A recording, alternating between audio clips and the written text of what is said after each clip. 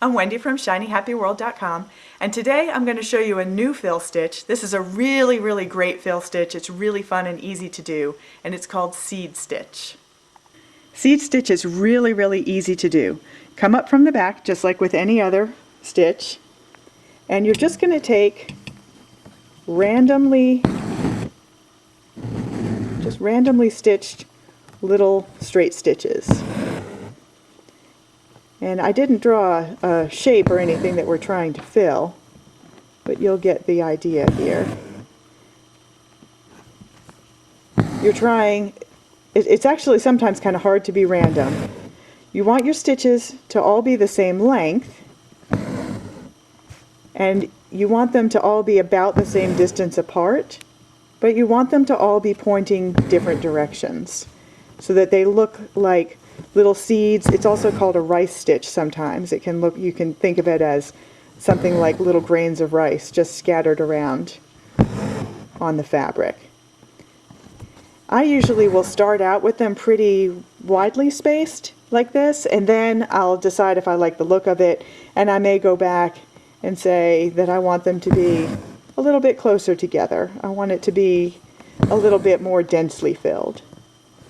So then I'll go back in and I'll add a few more stitches in the open spaces that between the stitches that I had.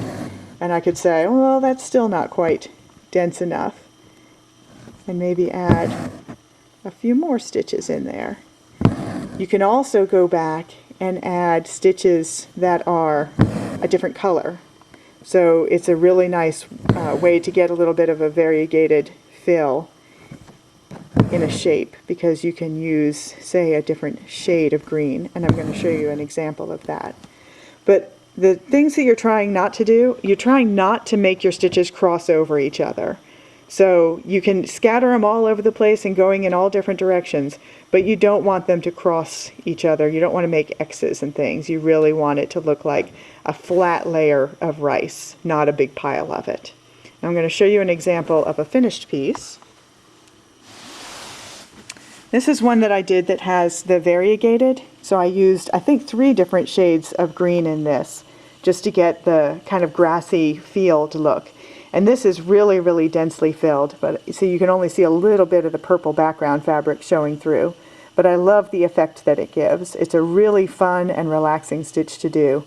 When I do use it as a fill, I'll usually do, you can see that there's an outline stitch showing the line at the top of the field. That's a split stitch there. But then I filled in the area with a seed stitch.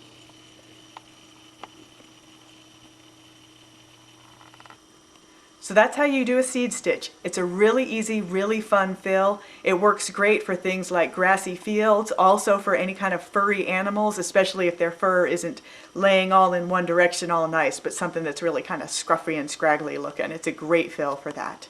I'm Wendy from shinyhappyworld.com. See you next time.